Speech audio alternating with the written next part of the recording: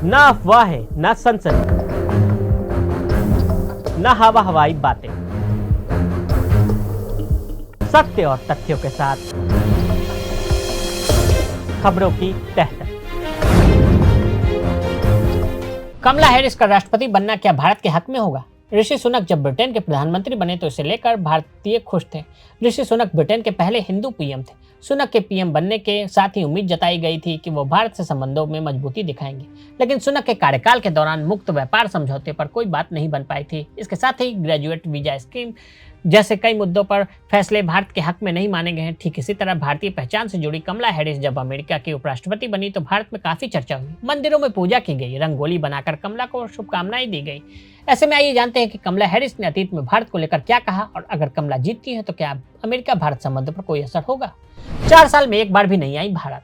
2021 में मोदी पहली बार कमला से मिले थे। इस दौरान उन्होंने कमला को भारत आने का न्योता दिया था, लेकिन वो बीते 4 साल में एक बार भी भारत नहीं है। पिछले साल 2023 में जब मोदी फिर अमेरिका गए तो कमला ने उनके लिए लंच होस्ट किया था। इस दौरान उन्होंने लगभग 15 मिनट की स्पीच दी। हालांकि भाषण में भारत से जुड़ी उनकी विरासत का जिक्र ज्यादा और पीएम मोदी का जिक्र कम ही था। कमला ने कोरोना से निपटने और भारत की आर्थिक तरक्की को लेकर पीएम मोदी की तारीफ की थी।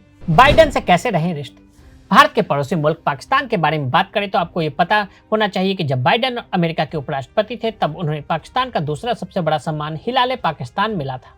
पाकिस्तान को अमेरिकी मदद भी 2013 से 2016 के बीच $630 बिलियन से ज्यादा बनी रही, जो 2017 में ट्रंप ने कम करके $392 बिलियन कर दी थी। बाइडेन के कैंपेन की वेबसाइट पर एक पॉलिसी पेपर में सीएए और एनआरसी को ये कहते हुए आलोचना की गई थी कि भारत के सेकुलर और विभिन्न धर्मों वाले लोकतंत्र की विश्वसनीयता के साथ समझौता करते हैं। ये आलोचना केवल सीएए तक सीमित नहीं थी, बल्कि कश्मीर को लेकर भी थी। कश्मीर पर क्या स्टैंड रहा? कमला हैरिस का कश्मीर और मानवाधिकार मामले पर स्टैंड भारत से मेल नहीं खाता। कमला ने आर्टिकल 370 के हटाए जाने और उसके बाद कश्मीर में मानवाधिकार से जुड़े सवालों पर बयान दिया था।